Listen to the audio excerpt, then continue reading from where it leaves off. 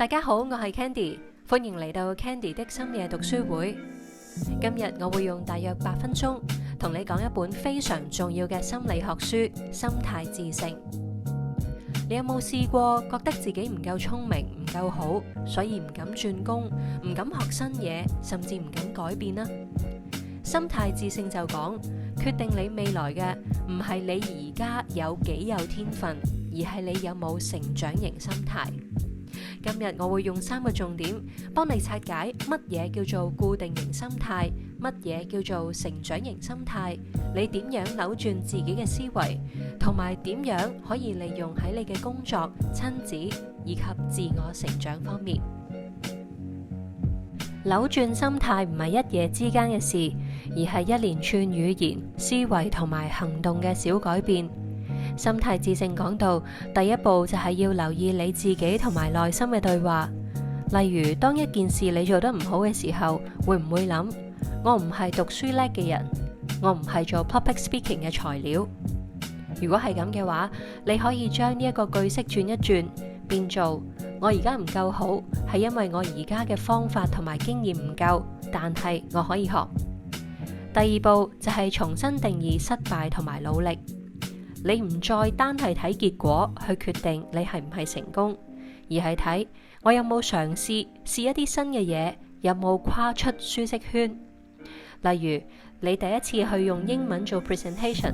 口震喉嚨乾嘅時候，但係你仍然願意講出嚟，已經係一個成長嘅階段。有成長型心態嘅人會將成功定義為我有冇學到新嘢，有冇變得更加強大，而唔係我有冇一次過完整做到最完美。第3步係揀啱你嘅挑戰。你唔需要一開始就辭職創業去讀第2個學位，你可以由細節開始，例如每日學10分鐘新嘅技能，主動提出一個新嘅 campaign 嘅諗法，或者試一啲新嘅溝通方法。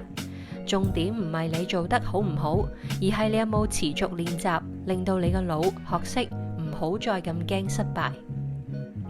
書入面作者提出2個概念，固定型心態同埋成長型心態。有固定型心態嘅人會覺得我而家有幾聰明，有幾好，差唔多都係整定噶啦，所以佢哋好抗拒挑戰，好討厭失敗。一俾人批評嘅話，就會覺得係對自己嘅否定。相反，有成長型心態嘅人就會覺得我而家嘅能力只係起步，我可以通過努力同埋練習不斷去改善。佢哋會將失敗當成為一個 feedback， 即係我而家嘅方法唔夠好，而唔係我而家呢一個人唔夠好。你可以試下問自己，你俾老闆同埋同事指正嘅時候，係會諗我做得唔夠好，我係垃圾，定係話呢一個 feedback 可以幫我明白邊一個位可以改善呢？如果你係傾向固定型心態，亦都唔係問題㗎，因為心態致勝就係幫你去改善嘅工具。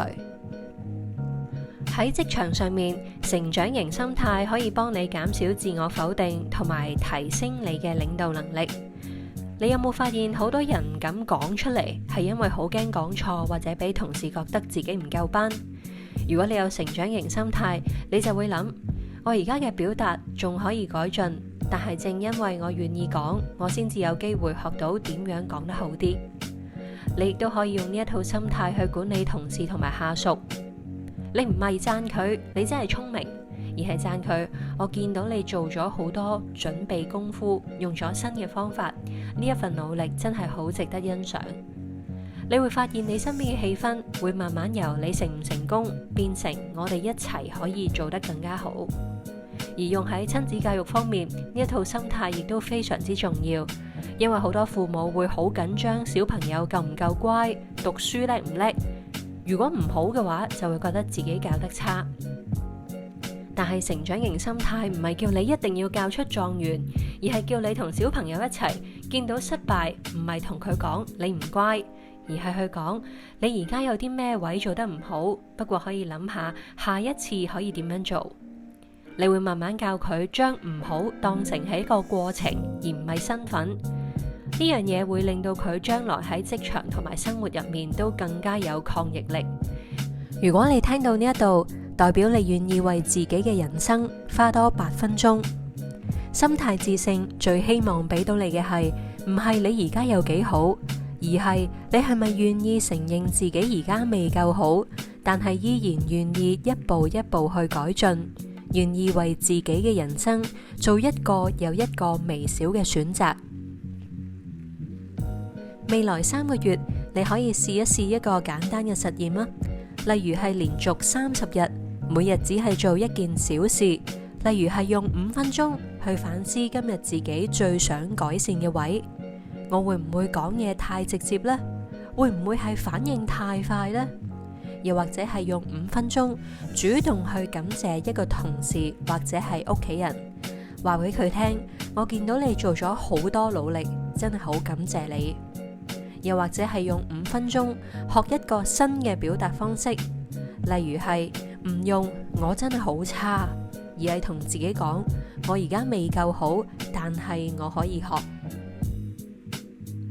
就係呢一啲微小嘅習慣，會慢慢改變你個腦，由固定型思維慢慢變成成長型思維。你亦都會發現自己喺職場、親子、自我成長方面都慢慢變得更加有彈性，亦都更加唔怕失敗。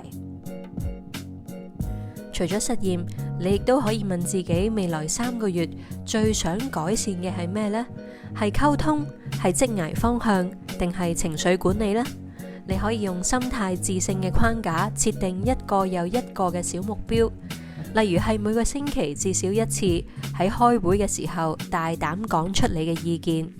每個星期至少1次同屋企人坦誠分享你嘅掙扎同埋進步，每個星期至少1次用1個鐘頭學習一個新嘅技能或者係工具。重點唔係你一次過做到最完美，而係你係咪願意持續學習，一次又一次為自己嘅人生做一個微小嘅嘗試。時間一長，你會發現自己已經唔係3個月前嗰個人啦。你嘅心態同埋你嘅人生都會慢慢變得更加有力量。如果你覺得呢一條片幫到你，我邀請你做以下3件事：留言俾我，話俾我聽你最想我下一期用8分鐘講邊本書，又或者係你最想我講多邊一個成長或者係心態嘅話題。第2，click 個 like。第3，訂閱 Candy 的深夜讀書會。未來我可以透過頻道陪你喺瞓覺之前、搭緊車嘅時間，或者係做家務嘅時候，一步一步提升你自己嘅心態同埋自我成長。我係 Candy，多謝你嘅收聽，下次再見。